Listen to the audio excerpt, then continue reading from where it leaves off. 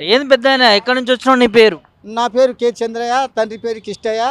ఇంటి పేరు ఇంటి నంబర్ ఉన్నది 6-53. ఏంది నీ అది సమస్య ఏంది? ఇబ్రాహింపూర్ అనేది ఉన్నది. అక్కడ పరిగి మండలానికి వస్తుంది, వికారాబాద్ జిల్లాలో వస్తుంది. అయితే వికారాబాద్ జిల్లాలో ఉన్నటువంటి కలెక్టర్ గారు కూడా అక్కడ ఉండమని చెప్తున్నారు. అయితే వాళ్ళు ఏం చేస్తున్నారంటే, నేను ఆధార్ కార్డు ఇక్కడ రేషన్ కార్డు తీసిన తప్పుకు శిక్ష పడుతున్నా.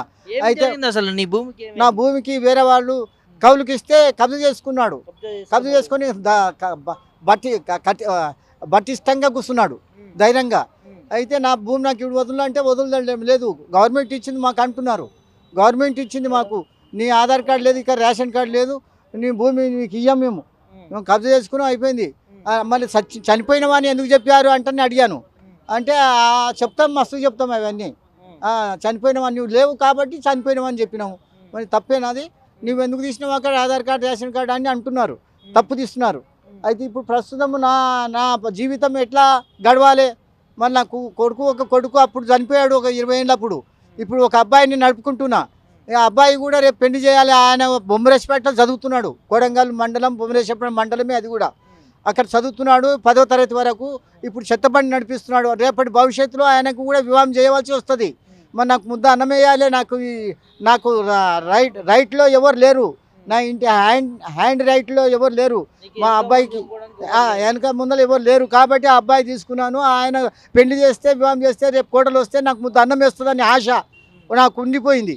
కాబట్టి ఈరోజు నాకు ఉన్న ఆస్తి పోతే వాళ్ళు ఉన్నోళ్ళు కూడా దెంకపోతారు. కాబట్టి ఏం లేదు కదా అని అయితే ఈ పరిస్థితుల్లో ఉన్నాను.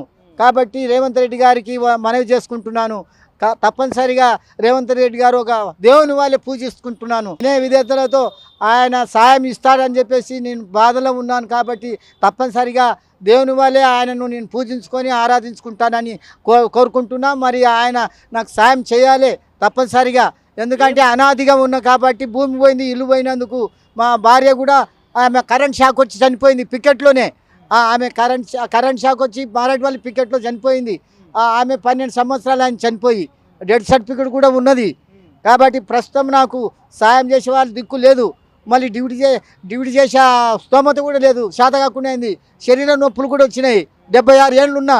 నాకు ఏమైనా సాయం చేయాలి, ఆర్థికంగానే సాయం చేయాలి. భూమి పోయినందుకు, ఇబ్రాహింపూర్ భూమి పోయింది, ఇంటి తలం పోయినందుకు ఆర్థికంగా సాయం అడుగుతున్నా.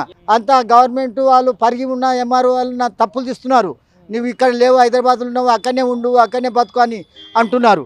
అందుకే ఇప్పుడు నాకు ఆశ లేదు, మళ్ళీ అక్కడ బతకడానికి లేదు, ఇక్కడ లేదు ఆస్తి లేదు, అక్కడ ఆస్తి లేదు, 2 దిక్కుల ఆస్తి లేదు. మళ్ళీ నేను ఎట్లా బతకాలి? కాబట్టి ఇక్కడ మా భార్య కూడా మెసేజ్ కూడా చనిపోయింది కరెంట్ షాక్ వచ్చి. మళ్ళీ ఊరి దగ్గర పొలం పోయింది, 1 ఎకరన్నర పొలము. మళ్ళీ ఇల్లు కూడా పోయింది, 200 గజాల జాగా. మళ్ళీ ఈ 2 దిక్కులు 3 దిక్కుల నష్టపోయినా. మా భార్యతో సహా 3 దిక్కులు నష్టపోయినందుకు నేను రేవంత్ రెడ్డి గారి కాలు కూడా మొక్కుతాను. ఆయనకు నేను కోడంగల్లో చదివాను, నేను 1970లో SSLC. కాబట్టి ఆ సర్టిఫికేట్ కూడా ఇప్పుడు పెట్టాను. మరి హోంగార్డ్ సర్టిఫికేట్ కూడా ఇప్పుడు పెట్టాను అక్కడ ఫైల్లో, ఇప్పుడే ప్రస్తుతం పెట్టాను. మరి కోడంగల్ చదివిన సర్టిఫికేట్ ఉంది, హోంగార్డ్ చేసిన సర్టిఫికేట్ కూడా ఉంది. మరి అనాదిగా ఉన్నాను. నా కొడుకులు ఎప్పుడో 20 ఏళ్ళ క్రితం చనిపోయాడు ఓ అబ్బాయి. ఇప్పుడు ఒక అబ్బాయి నడుపుకుంటున్నాను. ఆ అబ్బాయి కూడా ఆస్తి లేని దెంకపోనికి కూడా ప్రయత్నంలో ఉన్నాడు. కాబట్టి నా ఆస్తి నాకు అన్ని ఇప్పించాలి, లేకపోతే మీరు మీ ద్వారా సాయం చేయాలి.